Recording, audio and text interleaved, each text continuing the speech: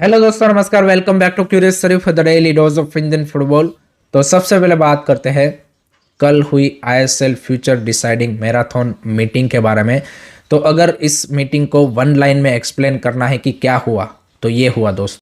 कीजिए meeting meeting, खेलिए meeting meeting, करते रहिए मीटिंग मीटिंग, अल हुआ मीटिंग। जी हाँ, अल हुआ मीटिंग। इस मीटिंग का कोई भी आउटकम नहीं निकला एंड वो कहीं ना कहीं एक्सपेक्टेड भी था, क्योंकि चाहे गवर्नमेंट आ जाए, सुप्रीम कोर्ट आ जाए, एएफसी आ जाए, फीफा आ जाए, ये जो इंडियन फुटबॉल का सर्कस है वो ऐसे ही चलते रहने वाला है। एंड ये सभी भी भाई आके यहाँ पे हाथ अपने खड़े कर देंगे और बोलेंगे कि भाई इनको आपस में ही लड़ने दो और मरने दो, वही वाला सीन है। बट वन बाय वन मैं एक्सप्लेन कर देता हूँ कि कल क्या क्या हुआ। तो सबसे पहले भाई मीटिंग स्टार्ट होती है स्पोर्ट मिनिस्ट्री की ओर से। जॉइंट सेक्रेटरी आईएसएल क्लबों से मिलते हैं, जिसमें से कुछ ISL club Bengaluru FC Goa, Mohan बगान, इन सब ने मिलकर यहाँ पे प्रपोजल रखा कि भाई जो लीग है उसको क्लब को ही यहाँ पे रन करने दिया जाए ऑन देयर ओन। एंड दूसरा उनका डिमांड था कि भाई जो कॉन्स्टिट्यूशन में league own and operated by AFF है उसको हटा दिया जाए, उसमें फ्लेक्सिबिलिटी लाई जाए और इवन प्रमोशन एंड रेलीगेशन में भी लाया जाए। बट उसी बीच भाई ईस्ट बंगाल सडनली खड़ा होकर बोलता है नहीं भाई, लीग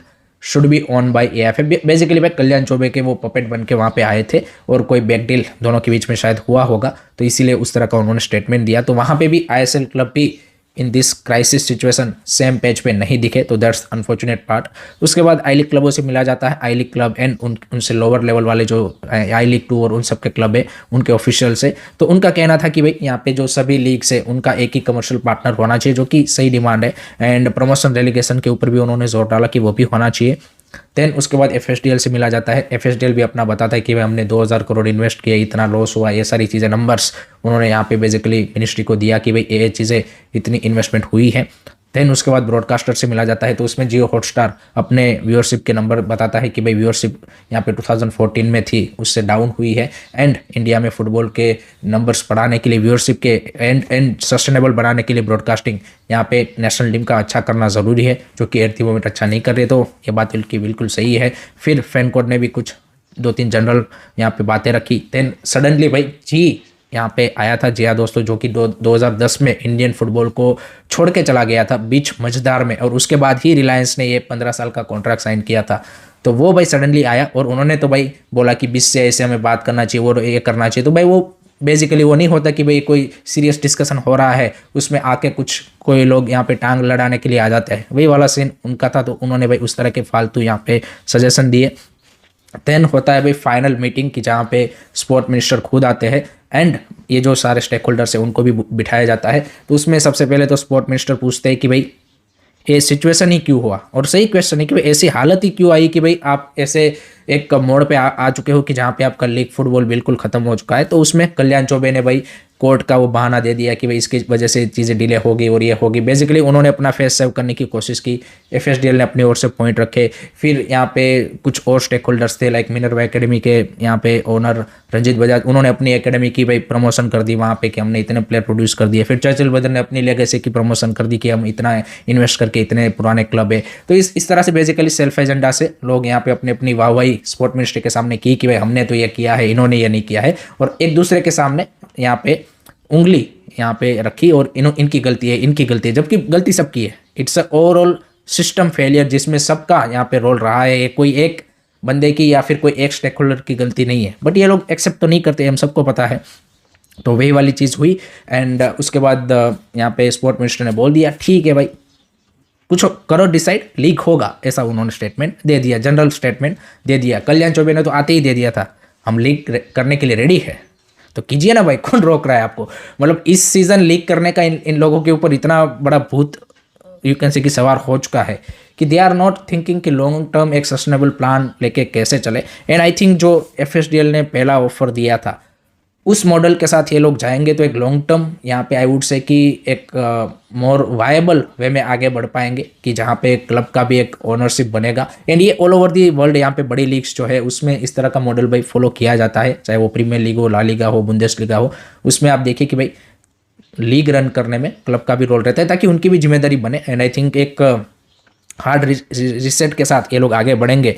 देन चीज़ें कुछ हो सकती है, बट उसके चांसेस कम दिख रहे हैं। बिकॉज इसमें आप देखिए कि जब आप कुछ चीज़ को रिजोल्व करने के लिए जा रहे हो तब भी आप ब्लेम गेम खेल रहे हो, और कुछ लोग अपना पर्सनल एजेंडा सेट करके आके यहाँ पे चीज़ों को डाइवर्ट करने की और मिसगाइड करने की कोशिश कर रहे हैं, जो कि कोर्ट में भी हमने देखा था। वही यहाँ पे सेम चीज़ उन्होंने गवर्नमेंट के सामने भी करने की कोशिश की। तो इस तरह के भाई लोग इंडियन फुटबॉल में भरे पड़े हैं, एंड दैट्स वाई आपको यहाँ पे कोई रियलिस्टिक एंड कोई आई वुड से कि सस्टेनेबल सॉल्यूशन नहीं देखने को मिलता। तो लेट्स सी अब एएफएफ क्या किस तरह की चीज़ें करता है, एंड कोर्ट के सामने ये लोग क्या प्लान रखते हैं, उसके बाद ही पता चलेगा। बट इस मीटिंग का तो आउटकम आप बोल सकते हैं कि 0 ही निकला। आपके क्या थॉट्स है, आपकी क्या ओपिनियन है, do let me know in the comment section. अब बात करते हैं कि भाई जो बचे कुछ क्लब मैचेस है उसके बारे में, यानी कि आज सुपर कप के भाई नॉकआउट के मैचेस है, सेमीफाइनल के 2 मैचेस, जिसमें पहला मैच है East Bengal versus Punjab FC.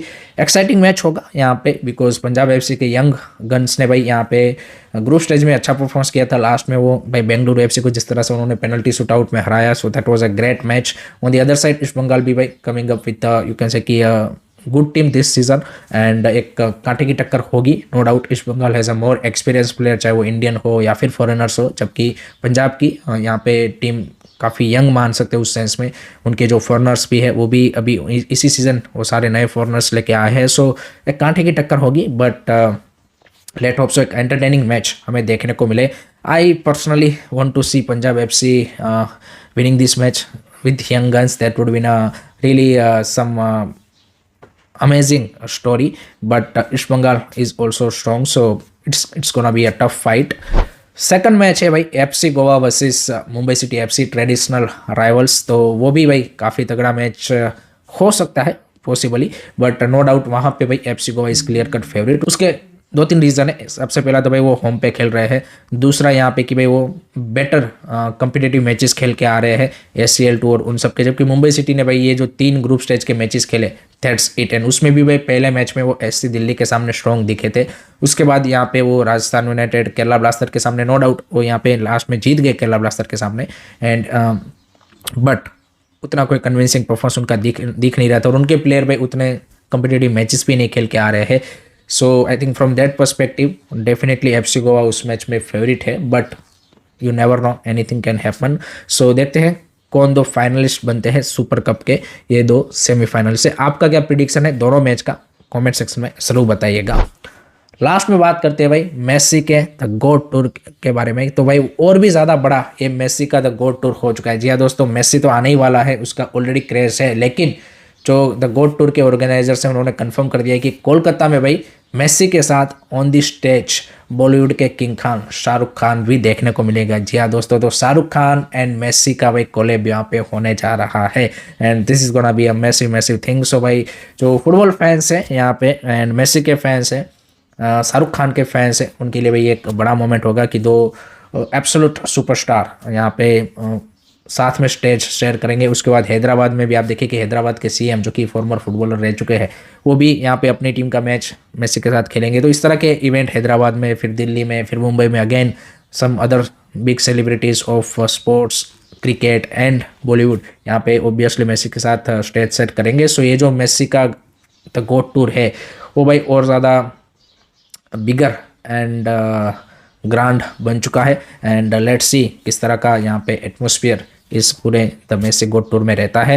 Please इसको इंडियन फुटबॉल के पर्सपेक्टिव से मत देखिएगा, अदरवाइज़ आपको दुख ही लगेगा कि भाई साला इतना लोग यहाँ पे फुटबॉल में और मेसी के पीछे और ऐसा यहाँ पे इंटरेस्ट दिखा रहे हैं, लेकिन इंडियन फुटबॉल का कुछ नहीं है। वो भाई दोनों सेपरेट चीज़ें हैं, तो उसको भाई उसी तरीके से अगर आप देखेंगे देन आपको भाई यहाँ पे आई वुड से कि समझ पाएंगे, otherwise it's gonna hurt basically. So वही वाली चीज़ है, but that is what it is and we have to face the reality. बाकी आपके क्या थॉट्स है कमेंट सेक्शन में बिल्कुल बताइएगा। So that's it from my side guys regarding today's Indian football news. I hope कि आपको जो पसंद आया होगा। Keep supporting Indian football, don't forget to like, share and subscribe कीजिए। जय हिंद, जय भारत।